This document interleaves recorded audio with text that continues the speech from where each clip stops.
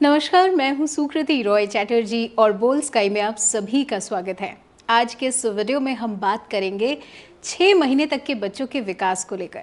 Social media पर कई सारे हमारे वीडियोस और कई सारे टॉपिक्स जो ट्रेंड होते रहते हैं बच्चों की परवरिश को लेकर। उनकी हाइट कितनी होनी चाहिए, उनका वेट कितना होना चाहिए, उनके मोटर स्किल्स क्या क्या होने चाहिए। तो ऐसे तमाम जो सवाल हैं उनके कहीं ना कहीं आपको सही जवाब ढूंढने में मुश्किल तो आती ही होगी। तो ऐसे में आज हमारे साथ मौजूद हैं डॉक्टर DK गुप्ता जी। नमस्कार। नमस्कार डॉक्टर साहब, सबसे पहले तो आपका स्वागत है हमारे इस लाइव इंटरव्यू में मैं कहूँगी। और ऐसे में हम एक्सपर्ट से ही जानेंगे सारे सवालों के जवाब। साथ ही साथ आप नीचे कमेंट सेक्शन पर भी हमें अपने सवाल पूछ सकते हैं जिनका डॉक्टर साहब जवाब भी देंगे। तो शुरू करते हैं सर। जी बिल्कुल। ओके, सबसे पहला जो सवाल होता है, मैं बिल्कुल जन्म से शुरू करती हूँ। 6 महीने तक हम जाएंगे फिर धीरे धीरे क्वेश्चंस के थ्रू। जन्म के बाद जो बच्चों को हिंदू रीति रिवाज में ये है, कहीं ना कहीं हमारे कल्चर में है कि जैसे ही बच्चा घर आता है या जैसे ही डिलीवरी होती है और रिलेटिव्स के पास जैसे ही जाता है, दादा दादी नाना नानी, तो सबसे पहले उसे शहद चटाते हैं। लेकिन साइंस इस पर कितना अग्री करता है या क्या पॉइंट ऑफ व्यू है साइंस का? तो सुकृति, आप खाली हिंदू धर्म में नहीं, बहुत सारे धर्मों में क्या होता है कि जब बच्चा डिलीवरी होती है तुरंत उसका शहद चटाना है, घुट्टी चटाना है। मुस्लिम्स में घुट्टी चटाते हैं, हिंदू में शहद चटाते हैं, या कोई काढ़ा है वो देते हैं। तो कहीं ना कहीं मदर का फीड नहीं देते हैं, वो ये सब चीज़ों को देते हैं। तो ये बिल्कुल हमारी जो मेडिकल साइंस है इसको बिल्कुल मना करती है कि आपको एक्सक्लूसिव ब्रेस्ट फीडिंग करनी चाहिए।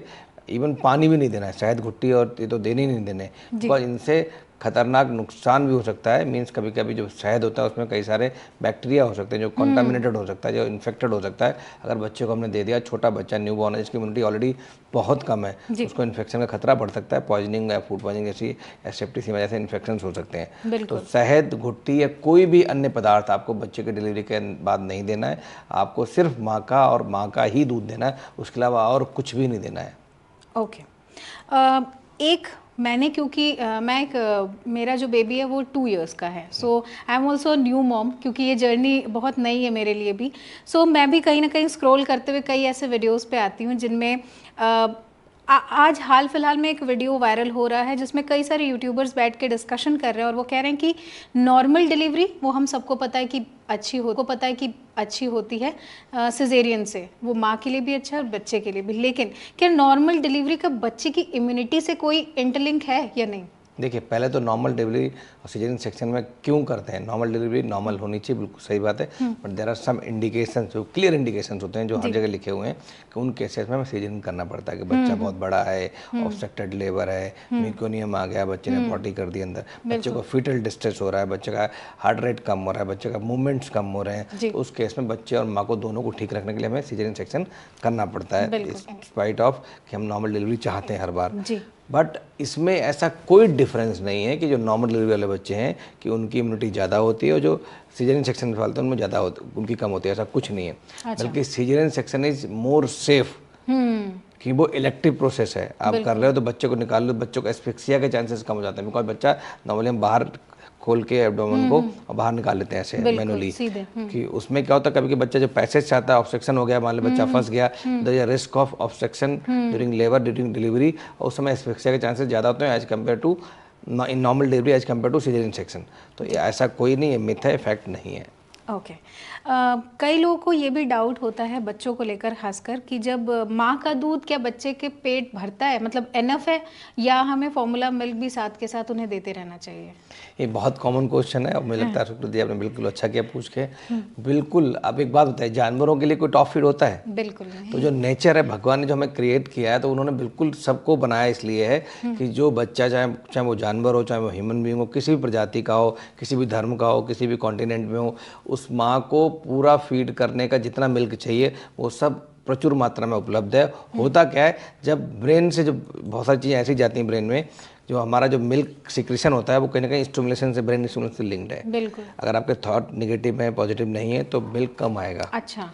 तो अगर आप बच्चे को अपने साथ ग्रूमिंग नहीं कर रहे हैं, बच्चे को अफेक्शन नहीं कर रहे हैं, बच्चे को फीड नहीं करा रहे हैं, आपका मन नहीं कर रहा फीड कराने का, आप नेगेटिव थॉट से, तो फीड भी कम हो जाएगा। तो एक्चुअली मदर का पॉजिटिव होना बहुत इंपॉर्टेंट है। बच्चे के इवन जो कैंसर पेशेंट्स की मदर हैं वो फीड कराती हैं, HIV पेशेंट्स की मदर हैं वो फीड कराती हैं, सीरियस इलनेस के लिए जो हो रही होती है पेशेंट्स वो फीड कराती हैं और पूरा फीड आता है। तो ऐसा नहीं है कि फीड नहीं आएगा, फीड कम आएगा, जितना मिल्क चाहिए बच्चों को फीड कराएंगे उतना मिल्क आता है। बट हमें थॉट्स को, बिकॉज ब्रेन में एक हमारे पिट्यूटरी ग्लैंड होती है जिससे सिग्नल्स आते हैं ब्रेन में, हाइपोथैलेमस से पिट्यूटरी ग्लैंड में जाते हैं, वहाँ से ब्रेस्ट को आते हैं और फिर ब्रेस्ट से जो बहुत सारे मसल्स होते हैं उनका कंस्ट्रक्शन होता है, फिर जो मिल्क बाहर आता है। ये प्रोसेस है। तो कंट्रोल सारा ब्रेन के अंदर है और ब्रेन का जो कंट्रोल होता है वो थॉट्स से होता है। अगर थॉट्स नेगेटिव हैं, अगर आप बच्चे से दूर रखते हैं बच्चे को, बच्चे के साथ रूमिंग नहीं कर रहे हैं, आप ब्रेस्ट के साथ में बच्चे के साथ सो नहीं रहे हैं, आप खुद ही सोच रहे हैं कि मेरा मिल्क कम आ रहा है, या बच्चे का पेट नहीं भरेगा, बच्चा रो रहा है बहुत ज़्यादा,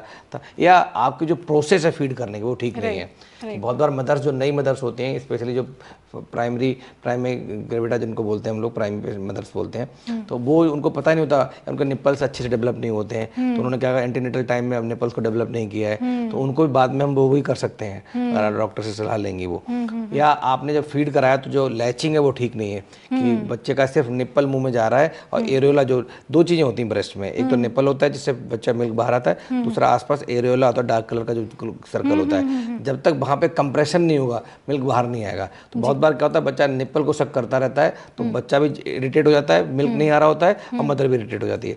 तो प्रोसेस सही से पता होनी चाहिए कि बच्चे को गोद में कैसे लेना है, उसकी चिन कहाँ रेस्ट करनी चाहिए, ब्रेस्ट पे रेस्ट करनी चाहिए, निप्पल और एरियोला पूरा मुंह के अंदर जाना चाहिए, लोअर लिप डाउनवर्ड होना चाहिए बच्चे का। फिर बच्चा जब शक करेगा सपोर्ट से, तब मिल्क पूरा आएगा, बच्चे का पूरा पेट भरेगा। जी।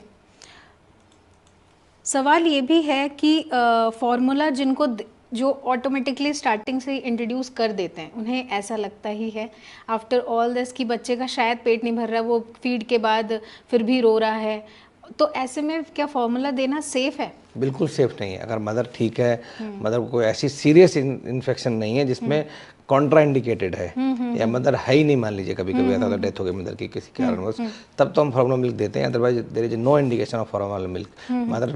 मदर मिल्क से अच्छा कोई मिल्क दुनिया में बना ही नहीं है। और मदर मिल्क के बहुत सारे फायदे हैं।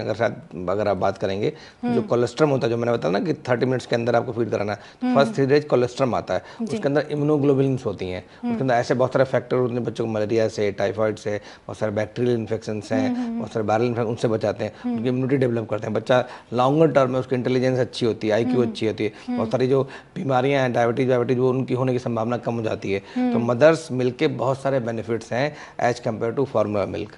ओके। बच्चों के फीडिंग टाइम क्या होना चाहिए? जन्म से लेकर अगर 6 महीने तक की बात करूं तो कितने ड्यूरेशन में उनको फीड कराना चाहिए? तो नॉर्मली जब बच्चा डिलीवर होता है तो हम बोलते हैं उसको 2 to 3 आवर्ली फीड कराना है, एंड ऑन डिमांड, अगर उससे पहले उससे भूख लगती है तो डिमांड पे फीड कराना है। तो 3-4 मंथ या 6 मंथ तक यही रहता है, 2 to 3 आवर्ली हम फीड कराते हैं। और अगर बीच में बच्चा रोता है, डिमांड मतलब बच्चा क्राई कर रहा है, रो रहा है, इरिटेबल है, इसका मतलब हो सकता है पहला चांसेस क्या है कि वो भूखा है, तो उसको आपको उस समय ट्राई करना चाहिए फीड। सर कई बार ऐसा होता है कि बच्चों को दूध पिलाते हैं और बर्प कराना होता है, और बर्प के टाइम बच्चा कई बार उल्टी कर देता है, और ये अगर ये 1-2 बारी हो तो शायद नज़रअंदाज किया जा सकता है, लेकिन अगर हर प्रोसेस में ही वो उल्टी कर रहा है तो क्या साइंस है वो? देखिए, अगर पहली बार तो बेस्ट फीडिंग का प्रोसेस पता होना चाहिए आपको। बिल्कुल। हर 2 से 3 घंटे पे फीड कराना है जी। एवरी ब्रेस्ट पे, जैसे मैंने प्रोसेस बताया वैसे कराना है, और साथ में 20 मिनट्स का टाइम लगता है ईच ब्रेस्ट को, मतलब एक बार फीड कराने में 20 मतलब लगभग 40 मिनट लगते हैं, और उसके बाद 20 मिनट तक बर्फ कराना होता है। नॉर्मली बर्फ जब तक कराना होता है तो 20 मिनट पूरे ना हो जाए। बहुत सारे लोग क्या करते हैं, डकार आते हुए लिटा देते हैं बच्चे को। तो डकार आने का मतलब ये नहीं कि बच्चे को बर्फ सही से हो गया है, क्योंकि बच्चे का जो लोअर एंड होता है ईसोफेगस का, जो फूड पाइप, वो थोड़ा सा स्लगिश होता है, मतलब थोड़ा कमजोर होता है, तो फीड बाहर आने के चांसेस रहते हैं। अगर आप 20-25 मिनट तक आप कंधे पे रख के बर्फ करा रहे हैं तो नॉर्मली चांसेस को तो मिल्क जो है वहां से निकल के इंटेस्टाइन में चला जाता है और फीड बाहर नहीं आता है। तो आपको क्या करना है कि 20 minutes from each side breast feed कराना है और 20 से 30 मिनट तक बर्फ कराना है। डकार आए ना आए उससे कोई फर्क नहीं पड़ता है। और बच्चे को जब लिटाते हैं तो थोड़ा सा, जैसे ये बच्चा है मान लीजिए, तो हल्का सा शोल्डर और के नीचे एक थोड़ा सा ब्लेड लगा देते हैं पतली टॉवल का, उसको लगा के, सो दैट थोड़ा सा 30 डिग्री एलिवेटेड हो जाएगा, तो फीड वापस आने की संभावना कम हो जाएगी। फिर भी अगर हेल्दी बच्चा है, ठीक है, प्री टर्म नहीं है, तो 24 घंटे में 3-4 बार वॉमिट कर सकता है, दैट इज नॉर्मल। बट अगर हर बर्प के बाद वॉमिट हो रहा है तो इट मीन्स उसको कुछ रिफ्लेक्स है, GERD गैस्ट्रोएसोफेजियल रिफ्लेक्स बोलते हैं उसको, वो है, उसके लिए आपको डॉक्टर से संपर्क करना चाहिए। जी, साथ ही जो भी व्यूअर्स इस वक्त हमें देख रहे हैं, मैं उनको बता दूं कि आप नीचे कमेंट सेक्शन पर हमसे अगर आपके बच्चे से जुड़े कोई भी सवाल है जिनका आप जवाब ढूंढ रहे हैं या आपको नहीं मिल पाया है उसका सटीक जवाब, तो यहाँ नीचे कमेंट सेक्शन में ज़रूर लिखिए। हम उम्मीद करेंगे आपके वो सारे कमेंट्स पढ़ने की और आपके सारे सवालों के जवाब भी हमारे एक्सपर्ट आपको ज़रूर देंगे। अब दूसरे सवाल की तरफ जाते हैं जो सबसे ज़्यादा नए पेरेंट्स को परेशान करता है, वो ये है कि बच्चे सोते नहीं हैं। जैसे जन्म के बाद से लगभग 6 महीने तक का ये जो स्लीप रिग्रेशन कह लीजिए, ये जो पीरियड होता है जिसमें पूरी पूरी रात बच्चे जगे रहते हैं, तो वो साइकिल कैसे ठीक करें, वो या उस साइकिल पे कैसे वर्क करना होगा? देखिए, साइकिल पे कोई वर्क नहीं करना है जी, आपको अडॉप्ट करना है बच्चे के हिसाब से। जी, ठीक है, आप ये कहो ना कि बच्चा रात में जाग रहा है और दिन में सो रहा है और मैं उल्टा वो कर दूं, रात को सुला दिन दूं और में सुबह दिन जगा दूं, तो ये तो पॉसिबल नहीं, आपके ऑफिस के हिसाब से सब चीज़ हो जाए। तो पेरेंटिंग इज ए चैलेंज, ठीक, बट इट्स एक्सपीरियंस ना, इट्स मतलब ऐसा प्रीशियस एक्सपीरियंस है जिसको आप लाइफ लॉन्ग नहीं भूलते हैं। तो नॉर्मली जो बच्चे होते हैं वो थोड़े से नॉकटर्नल होते हैं, रात में ज़्यादा जगते हैं, दिन में ज़्यादा सोते हैं, ठीक है, 16 से 18 घंटे तक सो सकते हैं और हर फीड के बाद सो जाएंगे, फिर जग जाएंगे, तो हर 2-2 घंटे में छोटे छोटे ब्रेक्स होंगे, तो सोते रहेंगे। तो उसकी वजह से जो पेरेंट्स हैं उनको कोई लॉन्ग स्लीप नहीं मिल पाती है, तो इसके लिए धीरे धीरे आपको अडॉप्ट करना पड़ेगा। बट हाँ, नॉर्मली ये साइकिल जो है 3 से 6 महीने के बीच में नॉर्मल हो जाता है, काफी हद तक ठीक हो जाता है। फिर बच्चे क्या होते हैं 3 से 4 घंटे की नींद लंबी लेने लगते हैं, जैसे उनका जो कैपेसिटी है फीडिंग की वो इम्प्रूव हो जाती है। तो इसलिए इसको टेंशन लेने की कोई बात नहीं है, इसको बच्चे के हिसाब से चलें और जो बच्चा कर रहा है उसी को पालन करें। बिल्कुल। कई पेरेंट्स ऐसे भी हैं जो बच्चों को, क्योंकि वो रात को सोए इस वजह से उसको सुबह जगा के रखते हैं, मतलब उसको नींद आ रही होती है पर उसको जगा सर्काडियन रिदम होती है बच्चों की, अगर आप उस पर छेड़छाड़ करेंगे तो बच्चे का जो ब्रेन डेवलपमेंट है वो ठीक नहीं होगा। तो जो सर्काडियन रिदम है बच्चे को उसको फॉलो करें। बिल्कुल, बच्चा जिस समय सो रहा है उसे सोने दें, जब वो उठेगा फीड कराएं, फिर दोबारा सोना चाहे फिर सुला दें, तो ये नॉर्मली विद द एज अपने आप नॉर्मल हो जाएगा, इसमें आपको कुछ करने की जरूरत और ये मैं बार बार इसलिए हाईलाइट करना चाहूँगी क्योंकि मैं ऐसे कई पेरेंट्स को जानती हूँ जो बच्चों को, वो 6 महीने तक के बच्चे हैं लेकिन उनको जगा के इसलिए रखते हैं ताकि वो भी अपनी नींद पूरी कर सके और वो, लेकिन ये बिल्कुल भी नहीं करना है, बिल्कुल बिल्कुल नहीं करना है, क्योंकि वो एक उनका नॉर्मल प्रोसेस है, ग्रोथ का पार्ट है। सर, ऐसे कौन से माइलस्टोन्स हैं जिनके बारे में 1 to 3 मंथ्स या 3 to 6 मंथ्स में हमें पता होना चाहिए कि ये माइलस्टोन बच्चा हिट कर रहा है? बहुत तो कुछ तरह के सेंसरी माइलस्टोन, सोशल माइलस्टोन होते हैं, मोटर माइलस्टोन होते हैं, फाइन मोटर होते हैं, क्रॉस मोटर होते हैं। मोटा मोटा बताता हूँ आपको कि एक बच्चा अगर पैदा हो रहा है और 4 से 6 हफ्ते में एक तो उसकी सोशल स्माइलिंग आ जानी चाहिए, कि मदर को देख के वो किसी को स्माइल कर रहा है, उसको सोशल स्माइल बोलते हैं। 4 to 6 वीक, मतलब 1.5 से 2 महीने के बीच में आ जानी चाहिए मैक्सिमम, ठीक है। दूसरा जो है कुइंग होता है, जो 2 महीने से लेकर 3 महीने के बीच में आती है, बच्चा किलकारियां भरता है, वो एक सोशल या माइलस्टोन है उसका। तीसरा नेक होल्डिंग है, जो नॉर्मली जो लूज होता है बच्चे के, वो 4 से 6 महीने के आसपास नेक होल्डिंग अच्छे से आ जाती है। अच्छा, पहले सपोर्ट के साथ आती है, विदाउट सपोर्ट आ जाती है। थोड़ा सा जब बिठाते हैं जो कर्वेचर है, जो पीछे कर्विंग होती है बैक की, वो धीरे धीरे कम होने लगती है। शुरू में कर्वेचर ज़्यादा होता है बट 6 मंथ के थोड़ा कम हो जाता है, बाद में फिर और कम हो जाता है। तो ये कुछ माइलस्टोन्स हैं जिनको हमें फॉलो करना चाहिए, पता करना चाहिए। मोटर स्किल्स क्या पेरेंट्स भी खुद भी डेवलप कर सकते हैं बच्चों में? कि नहीं, जो मोटर स्किल्स खुद नहीं डेवलप कर, फिस्ट जो क्लोज फिस्ट होती है वो नॉर्मल है। जब बच्चा पैदा होता है क्लोज फिस्ट ही होती है, बिकॉज वो थोड़ा रिजिडिटी होती है, फ्लेक्सिबल पोस्चर होता है बच्चे का, धीरे धीरे वो ओपन होने लगती है नॉर्मल टाइम के साथ। तो इसमें पेरेंट्स को कुछ नहीं करना, आपको स्टिमुलेशन देना है, इन फॉर्म ऑफ बर्पिंग कराना है, फीडिंग कराना है, उनकी मसाज करनी है, मालिश करनी है, उनका खेलना है, उनसे बात करनी है, 2 महीने के बच्चे का उसको थपथपाना है, ठीक है, सो दैट उसको जो फिजिकल स्टिमुलेशन मिलेगा, सोशल स्टिमुलेशन मिलेगा, उसकी वजह से उसको जो ब्रेन डेवलपमेंट है वो बहुत अच्छा हो जाएगा। बिल्कुल।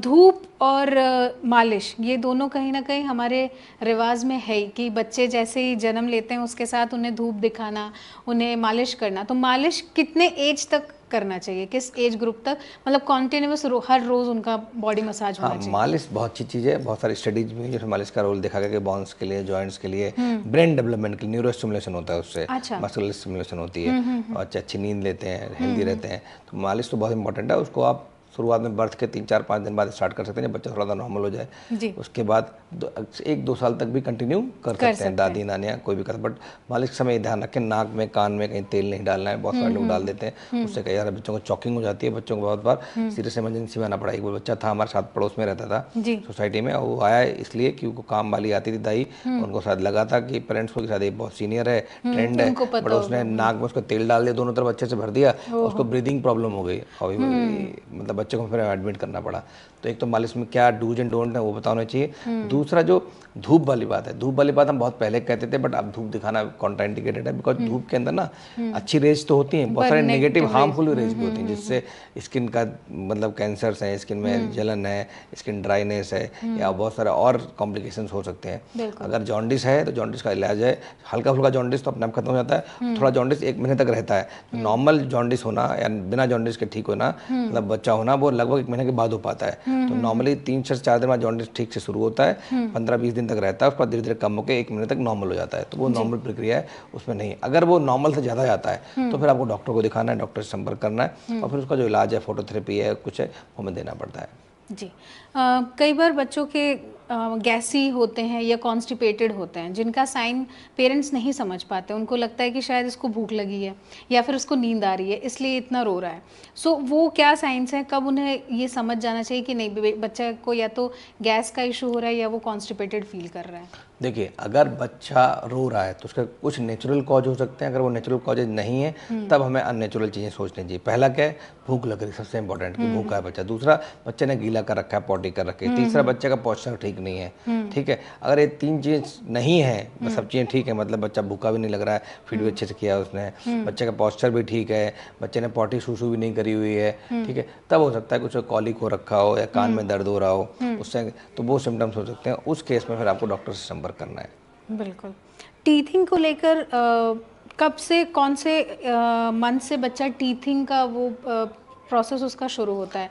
क्योंकि पहले वो इचिंग भी शुरू हो जाती है उसके गम्स वगैरह में। हाँ, तो कुछ आपको लगता है दांत निकलने, बहुत बार लगता है वो मसूड़े जो होते हैं थोड़ा हार्ड से हो जाते हैं, और वो दांत एक्चुअली नहीं निकल रहे। दांतों का टाइम जो नॉर्मली 5-6 महीने से शुरुआत होते हैं बहुत सारे बच्चों में, बट कभी कभी कुछ बच्चों में थोड़ा लेट भी निकलते हैं, उसमें कोई चिंता वाली बात नहीं है। तो नॉर्मली हमारे दांत 5-6 महीने में शुरू होते हैं, इंसीजर से आ जाते हैं, और उसके बाद स्लोली 4-5 साल तक दांत निकलते हैं। उसके बाद मिल्क टूथ गायब होते हैं और फिर परमानेंट टूथ आते हैं। बट कुछ बच्चों में 1 साल के बाद भी हो सकता है, तो वो भी नॉर्मल है। बट आजकल जो रिकमेंडेशन है हर बच्चे के लिए कि विटामिन डी जो है हम बच्चों को 1 साल तक देते हैं, तो उसकी डोज जरूर देते हैं, उसको बंद ना करें। वो दांतों के निकलने में भी और बच्चों की जो हड्डियाँ हैं उनको मजबूत करने में हेल्प करता है। ओके। दांतों को निकलते वक्त वो जो गम्स को मालिश करना होता है, क्या वो प्रोसेस करने की जरूरत पड़ती है? और कोई दवाई भी नहीं देनी पड़ती। जैसे बहुत सारा होता है टॉनिक वाटर, पता नहीं कौन कौन से कुछ सिरप्स आते थे, आयुर्वेदिक आते हैं बहुत सारे, कि आपको दांत निकलने तो बच्चों को डायरिया हो जाता है, इन्फेक्शन हो जाता है, या दांतों में दिक्कत हो रही, दर्द हो रहा है, तो उसमें ऐसा कुछ नहीं होता, सब नॉर्मल प्रोसेस है। हाँ, इन्फेक्शन इसलिए होता है, बच्चा छोटा बच्चा जो 5-6 महीने का 8 महीने का होता है, तो हर चीज़ मुंह के अंदर ले जाता है, वो नॉर्मल है, वो भी नॉर्मल है। तो वो जब ले जाता है तो इन्फेक्शन भी पेट में जाएगा, तो डायरिया हो जाएगा। उसी टाइम दांत निकल रहे होते हैं, तो बच्चे लोग क्या करते हैं, फैमिली लोग के उसको कोरिलेट कर लेते हैं उससे कि दांत निकल रहे हैं इसलिए डायरिया हो रहा है। एक्चुअली वो इन्फेक्शन हो रहा है, उसकी वजह से डायरिया हो रहा है। तो बच्चे को रोकना भी नहीं है कुछ सामान ले जाने से, बिकॉज बच्चे का जो ब्रेन का जो डेवलपमेंट हो रहा होता है उस समय, तो उस समय जो फेस का जो एरिया होता है वो दिमाग में बहुत बड़े एरिया में होता है। तो जो जो चीज़ें उसको पहचानी, उसका टेक्सचर पहचानना है, साइज देखना है, मुंह से ही देखता है उसको। बिल्कुल, क्योंकि वही उसके सेंसेस काम करते हैं। उस समय मैक्सिमम एरिया जो है ब्रेन में इसी का होता है। तो इसलिए हमें क्या ध्यान रखना है कि जो बच्चे खिलौने हैं, ऑब्जेक्ट्स हैं जिनसे बच्चा खेल रहा है, उनको क्लीन रखें। जो सरफेस है जहाँ पे बच्चा बैठा हुआ है उसको क्लीन रखें, ना कि बच्चे को होल्ड करें, और ना कि एक कोरिलेट करें कि दांतों की वजह से डायरिया हो रहा है या लूज मोशन हो रहा है। बिल्कुल। साथ ही सर एक सवाल ये भी है कि जिन बच्चों को टीथिंग का प्रोसेस में रहते हैं उनमें डायरिया तो एक रीज़न है ही, वो जनरली अपने अंगूठे को भी चबाना शुरू कर देते हैं, और पेरेंट्स सबसे पहले उसको हटाते हैं कि ये ना हो, क्योंकि बच्चा फिर अंगूठा चूसने का या चबाने का उसका आदी हो जाएगा। सो मुझे क्योंकि मैंने कुछ रिसर्च किए थे तो उसमें ये सामने आया था कि नहीं, ऐसा हमें नहीं करना चाहिए, क्योंकि वो धीरे धीरे अपने बॉडी पार्ट्स को भी समझने की कोशिश करते हैं इस तरह से। बिल्कुल ठीक करें। 5 साल तक अंगूठा चूसना बिल्कुल नॉर्मल है, तो उसमें कोई इंटरफेरेंस नहीं करनी चाहिए। अगर कोई बच्चा 5 साल से ऊपर भी अंगूठा चूस रहा है, then we have to concern doctor को मिलना चाहिए, because that is a sign of insecurity. ठीक है, ओके 5 साल से पहले कोई टेंशन वाली बात नहीं, नॉर्मल है, बिल्कुल नॉर्मल है। और बहुत सारे सुपर ह्यूमन बींग्स हुए जो अंगूठा चूसते थे, अगर आप हिस्ट्री में देखेंगे पढ़ेंगे तो मिल जाएगा। तो मैं इसलिए कहूँगा तो बिल्कुल इस पर चिंता की जरूरत नहीं है, ये नॉर्मल प्रोसेस है। ओके। साथ ही मैं आप सबको फिर कहूँगी कि अगर आपके कोई सवाल हैं आप नीचे कमेंट सेक्शन में हमको लिखकर पूछ सकते हैं। साथ ही हम आगे बढ़ते हैं और जानने की कोशिश करते हैं कि और क्या क्या डेवलपमेंट्स पर हमें फोकस करने की ज़रूरत है। अगर हम बात करते हैं वेट और हाइट की, तो पेरेंट्स आजकल उस पर भी बहुत ज़्यादा कंसर्न हो जाते हैं कि बच्चे मोटा नहीं हो रहा है, बच्चे का वेट नहीं बढ़ रहा है। सो ये वेट जर्नी कैसे मेंटेन करें या किस तरह से उसको बेटर कर सकते हैं? तो नॉर्मली अगर बच्चा, पहले तो एक कंसर्न रहता है बच्चों का कि बच्चे का पेट नहीं भरा है, भूख नहीं लग रही है उसको, खाना नहीं खा पा रहा, दूध नहीं पी रहा है, पूरा भूखा रह रहा है, इसलिए वजन नहीं बढ़ रहा है। तो नॉर्मली जो बच्चा शुरू के 3 महीने या 4 महीने तक 600 से लेकर 800 ग्राम पर डे उसका वजन बढ़ता है। अच्छा, 6 महीने 6 मिलीग्राम, ठीक है, 60 ग्राम टू 30 टू 60 ग्राम, ठीक है, मतलब 1 महीने में 600 ग्राम बढ़ जाता है या मैक्सिमम 900 ग्राम तक बढ़ता है। तो बच्चे का जो नॉर्मली बर्थ वेट होता है 2.5 टू 3.5 या 4 kg तक होता है। तो 6 मंथ तक इसके हिसाब से डबल हो जाता है रफली वेट। तो अगर कोई 2.5 किलो का बच्चा पैदा हुआ और 6 महीने उसका वेट 5 किलो के आसपास है तो नॉर्मल, उसमें चिंता करने की कोई जरूरत नहीं है। 1 साल में ट्रिपल हो जाता है वेट। तो अगर बच्चा कैसे पहचाने हम साइन, एक तो वेट चेक कर सकते हैं कि बच्चा सही फीड कर रहा है। तो अगर बच्चे की ग्रोथ हर महीने 600 ग्राम से 800 ग्राम उसका वजन बढ़ रहा है तो इसका मतलब ग्रोथ नॉर्मल है, बच्चा फीड ठीक कर रहा है, कोई टेंशन वाली बात नहीं है। अगर वजन नहीं बढ़ रहा है तभी हमें समझना चाहिए कि शायद बच्चे की कोई दिक्कत है, बच्चा फीड कम कर रहा है। दूसरा क्या होता है कि ये तो हो गया कि हम वेट चेक करने के लिए हर महीने में जा पाएंगे पेशेंट के डॉक्टर के पास, रोज तो जा नहीं सकते। तो रोज कैसे मैसेज करें कि बच्चा का सही से फीड कर रहा नहीं कर रहा है। तो अगर बच्चा 2 से 3 घंटे पे फीड ले रहा है, बच्चा सो जाता है फीड करने के बाद अच्छे से, ठीक है, बच्चे को कोई रोने या कोलिक वगैरह जैसी कोई कंप्लेंट नहीं आ रही। तीसरा, यूरिन जो है 24 घंटे में 6 से 8 या उससे ज़्यादा बार पास कर रहा है तो भी नॉर्मल है। और एक चीज़ मैं और बताऊंगा, बहुत सारे लोगों को कभी कभी डाउट हो जाता है कि लगता है कि बच्चों की पॉटी जो है अगर 6-8 बार से ज़्यादा कर रहे हैं तो उनको लगता है कि ज़्यादा लूज मोशन हो गए। तो जो न्यूनेट होते हैं, न्यूबॉर्न्स होते हैं या अप टू 3 मंथ 4 मंथ बच्चे जो हैं हर रोज़ 4 बार से 6 बार से लेकर 20 बार तक पॉटी कर सकते हैं, वो नॉर्मल है बिल्कुल, उसमें कोई चिंता वाली बात नहीं, जब तक उस पॉटी में ब्लड नहीं है या कोई बहुत स्मेल या इन्फेक्शन नहीं है जी। दूसरा क्या है, अगर कोई बच्चा 2 या 3 दिन में भी 1 बार पॉटी कर रहा है तो वो भी नॉर्मल है। तो अगर आपका बच्चा 2-3 दिन में 1 बार पॉटी कर रहा हो, कोई सिम्टम्स नहीं, कोई कॉलिक नहीं है, कोई ऐंठन नहीं है, दूध ठीक से पी रहा है, एक्टिविटी ठीक से, प्लेफुल है, तो भी चिंता वाली बात नहीं। और एक दिन में 15 बार 20 बार पॉटी जा रहा है तब भी नॉर्मल है, तो इसमें कोई चिंता वाली बात नहीं। तो अगर आपका बच्चा 4 से 6 बार या 8 बार यूरिन पास कर रहा है तो इसका मतलब उसका फीडिंग ठीक है जी। सवाल अब ये आता है कि कई सारे लोग ये जानना चाहते हैं, उनका ये सवाल है कि कितने 0 to 6 मंथ में जो नैप लेता है बेबी, सो उसका बहुत क्विक नैप होता है, यानी कि कुछ भी छोटी मोटी आवाज़ से वो जग जाते हैं, तो उसके लिए क्या करना चाहिए कि वो बेटर स्लीप कर सके? क्या इस तरह से बीच बीच में जगने से भी उसको कोई इश्यूज़ तो नहीं हो सकते? नहीं, बिल्कुल बहुत अच्छा क्वेश्चन है।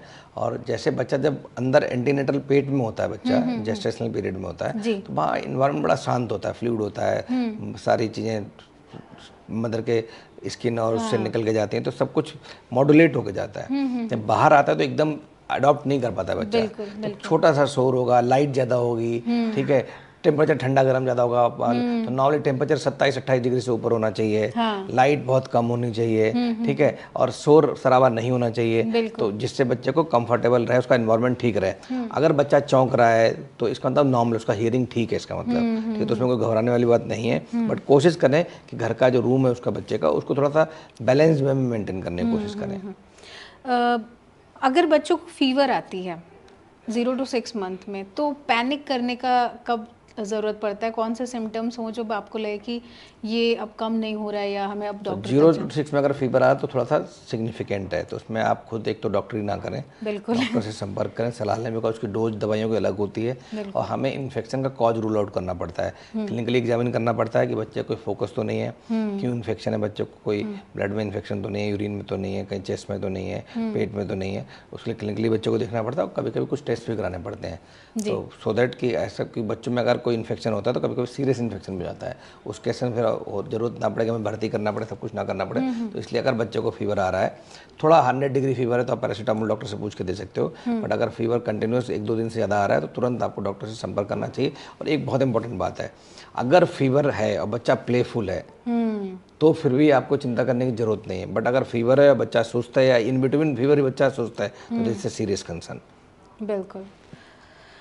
बच्चा अगर फीवर है, बहुत ज़्यादा रो रहा है और परेशान हो रहा है, इवन कई बार ऐसा भी होता है कि बच्चे को फीवर नहीं भी है फिर भी वो कॉन्टिन्यूसली रो रहा है, तो पेरेंट्स नहीं समझ पाते कि एक्चुअल प्रॉब्लम क्या है, तो ऐसे में क्या करना चाहिए? तो नॉर्मली कॉलिक होता है जिसको हम बोलते हैं, बहुत बार क्या होता है कॉलिक, जैसे बहुत सारी दवाइयाँ हैं जिसको हम दे सकते हैं, कॉलिकेट है, कॉलीमैक्स है, ऐसी दवाइयाँ देते हैं अगर कॉलिक लग रहा है हमें। बच्चे को थपथपा सकते हैं, बच्चे के नेवल के आसपास हींग लगा सकते हैं, बर्पिंग करा सकते हैं, थोड़ा सा घुमा सकते हैं बाहर, घर के बाहर टहला दिया, हवा में चेंज हो, उसको ठीक हो। अगर फिर भी ठीक नहीं हो रहा है तो फिर आपको डॉक्टर के पास जाना चाहिए। कौन से एज में बच्चे को हम थोड़ा बाहर का भी एटमॉस्फेयर फील करा सकते हैं? मतलब जन्म के तुरंत बाद तो नहीं कराते, बट कितने डेज या मंथ बाद? आइडली 2 से 3 मंथ के बाद हम लोग बाहर एक्सपोजर कर सकते हैं। ओके। लिमिटेड, वैसे तो हमें 6 हफ्ते पे वैक्सीन लगाने के लिए जाना पड़ता है डॉक्टर के पास। बिल्कुल, वो तो होता ही है। 10 हफ्ते पे, 10 हफ्ते पे और 14 हफ्ते पे जाना ही पड़ता है। और उसके अलावा जो गोदरिंग्स हैं उनमें एटलीस्ट 2 से 3 महीने के बाद ही करना चाहिए आइडली। ओके। और वैक्सीन्स की अगर आपने बात की है तो वैक्सीन भी अब 2 तरह की आ गई हैं। एक पहले सुनते थे कि जो वैक्सीन होते थे उसमें फ़ीवर आता ही था। अब जो नए नए वैक्सीन्स आए हैं उसमें है कि आप फीवरलेस भी लगा सकते हो, बच्चे को फीवर नहीं होगा, बट वैक्सीन आप वैसा ही है जैसा पहले लगता था। अब कुछ इसमें भी कॉन्सेप्ट आ गया है पेरेंट्स के दिमाग में कि जिसमें फीवर ही नहीं आता मतलब बॉडी पे उसका कोई इफेक्ट ही नहीं हो रहा है, तो क्या फीवरलेस वैक्सीन्स आर यूजलेस? और ये एक टेक्नोलॉजी का या साइंस का एक नया तरीका है? देखिए, जब भी कोई वैक्सीन या इंजेक्शन लगाते हैं, जहाँ लोकल एरिया होता है जहाँ पे लगाते हैं, हाँ। वहाँ पे पेन, स्वेलिंग और रेडनेस होना नॉर्मल है और थोड़ा बहुत होता भी है, ठीक है। बट कुछ वैक्सीन ऐसी होती हैं जैसे डीपीटी है, उसमें क्या होता है 2 तरह की वैक्सीन हैं, एक सेलुलर वैक्सीन है, एक है होलसेल वैक्सीन है। तो होलसेल वैक्सीन का मतलब उसमें एंटीजन थोड़ा ज़्यादा है, वो प्यूरीफाइड थोड़ा कम है, और उसको लगाने के बाद लोकल एरिया में पेन होना, स्वेलिंग होना, हाई ग्रेड फीवर आना नॉर्मल है, हो सकता है, बट उसकी एफिकेसी भी बहुत अच्छी होती है। पेनलेस वैक्सीन थोड़ा प्यूरीफाइड होती हैं, बट उसमें थोड़ा सा उसका फीवर कम हो सकता है, पेन कम हो सकता है, स्वेलिंग कम हो सकता है। ऐसा नहीं कि बिल्कुल नहीं होगा, ये भी नहीं है, बट डेफिनेटली दोनों में कोई डिफरेंस नहीं है, दोनों इक्वली इफेक्टिव हैं। आप कोई सी भी चूज कर सकते हो, बट जो भी चूज कर रहे हो फॉलो अप डोजेज उसी की लगानी चाहिए आपको। अगर आपने पेनलेस लिया, इवन ब्रांड भी सेम लेना चाहिए। जो वैक्सीन आप लगा रहे हैं आप कोशिश यही करें, जो अपने 6, 10, 14 वीक पे है उसके बाद भी वैक्सीन लगा रहे हैं, सेम वैक्सीन को रिपीट करते हैं। कई बार हम लोग 3 डोजेज होती हैं, किसी की 2 डोज होती हैं, तो वो वैक्सीन का फॉलोअप में सेम डोज होनी चाहिए और सेम ही ब्रांड होना चाहिए। जी। वैक्सीन्स सर क्या कितने एज ग्रुप तक लगाते रहना पड़ेगा वैक्सीन? नॉर्मली जो मैक्सिमम वैक्सीन 2 साल तक लग जाती हैं, कुछ 5 साल तक लगानी पड़ती हैं, फिर उसके बाद कुछ 10 साल पे लगती हैं, कुछ एनुअल हर साल लगती हैं। ओके, वो तो लगते ही रहती हैं क्योंकि नए नए डिजीज़ आते रहते हैं तो वैक्सीन लगती रहती है। साथ ही आपको भी बता दूं कि नीचे कमेंट सेक्शन पर हमें अपने सवाल ज़रूर लिख के भेजिएगा। अगर आपके मन में अपने बच्चे को लेकर कोई भी सवाल है जिनका आप जवाब अब तक आप सटीक नहीं ढूंढ पाए हैं, सो हमारे एक्सपर्ट हैं उसके लिए, और हम आपको कोशिश करेंगे कि आपके सारे कमेंट्स पढ़कर उन तक वो सवाल ज़रूर पहुँचाएँ। बच्चों के डेवलपमेंट को लेकर जितनी अवेयरनेस हो रही है, बच्चों के, अगर मैं थोड़ा मेंटल हेल्थ की बात करूं तो अवेयरनेस के तौर पर लोग कहते हैं कि आप उनके सामने स्क्रीम मत करिए या उनके सामने कुछ ऐसे ऊंची आवाज़ में बात मत करिए, तो वो कितना जस्टिफाइड है?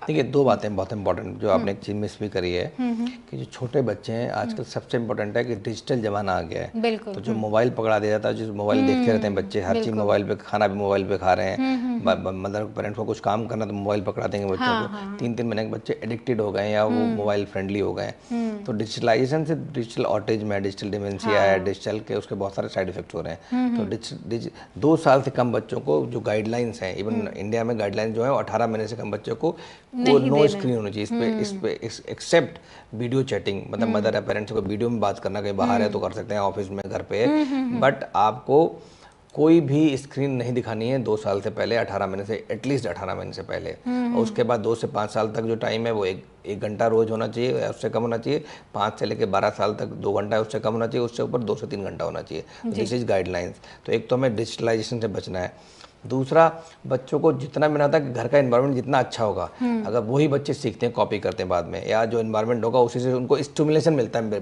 ब्रेन डेवलपमेंट का।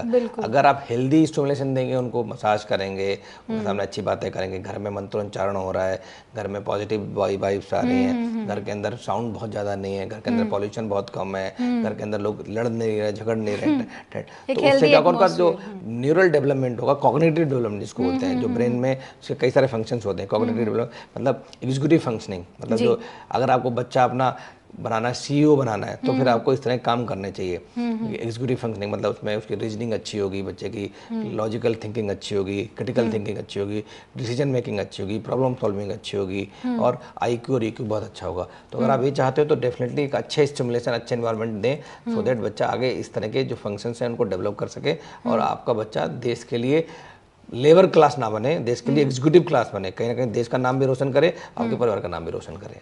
बिल्कुल सर, ऐसे भी कहते हैं कि ये 1 साल तक के बच्चों के लिए होता है कि उनको शुगर और सॉल्ट बिल्कुल भी टेस्ट नहीं कराना है।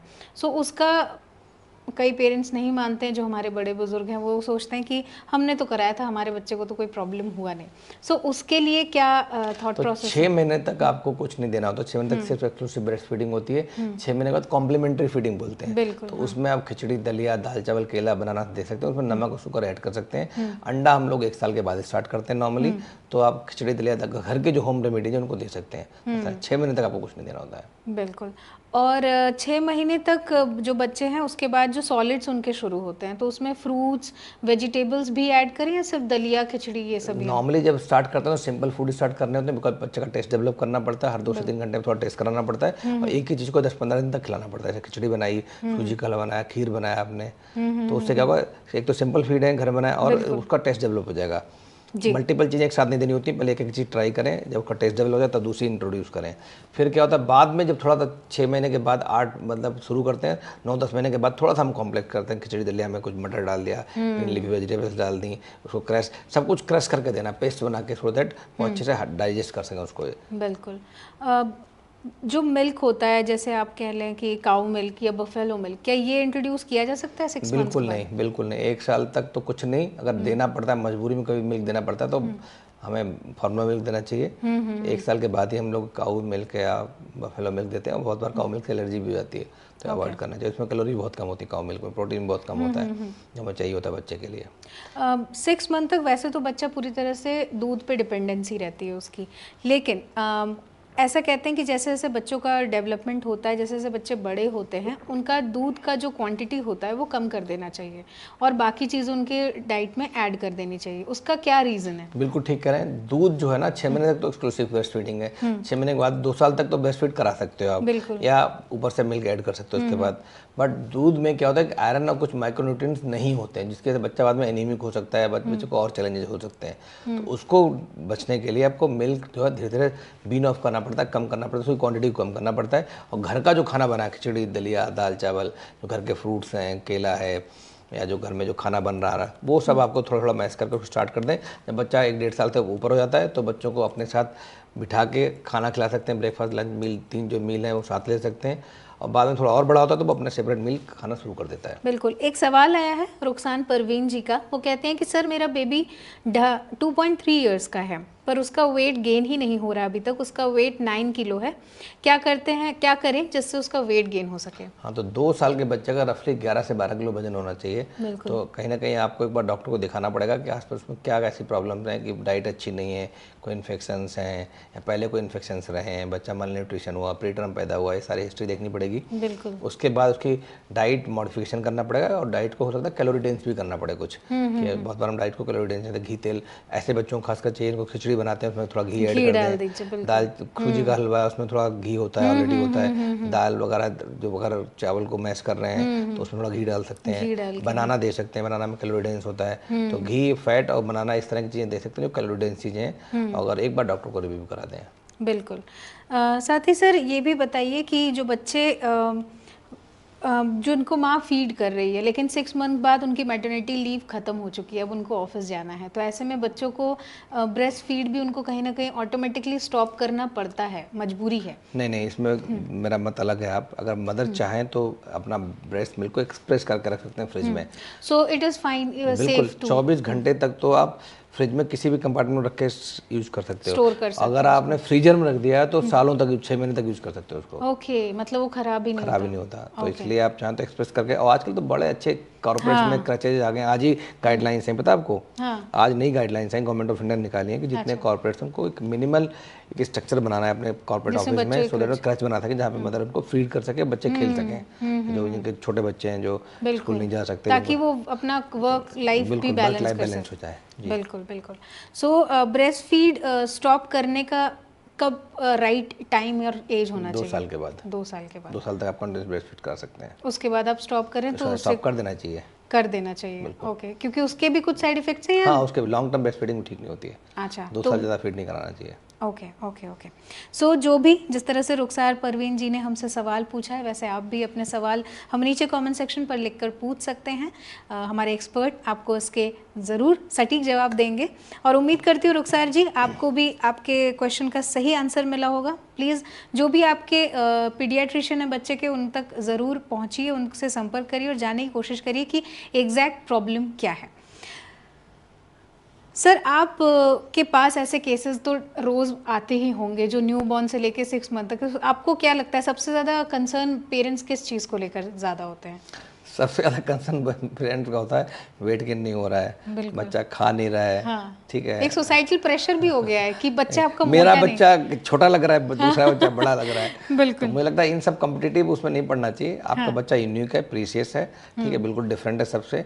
और वेट गेन बिल्कुल इंपॉर्टेंट नहीं है शुरू के 1-2 साल, जैसे अभी आपने रुखसार जी की बात की, वजन कम है। अगर बच्चा इंटेलिजेंट है, बच्चा प्लेफुल है, एक्टिविटी ठीक कर रहा है, एनर्जी लेवल उसका ठीक है, ठीक एक्टिविटीज से सही से कर रहा है, कोई कॉन्स्टिपेशन नहीं है, कोई डायरिया नहीं है, कोई लूज मोशन नहीं है, कोई वॉमिट नहीं है, कोई और इन्फेक्शन का सोर्स नहीं है, तो भी कोई दिक्कत वाली बात नहीं है। थोड़े दिन बाद तो खुद वेट गेन होना स्टार्ट हो जाएगा।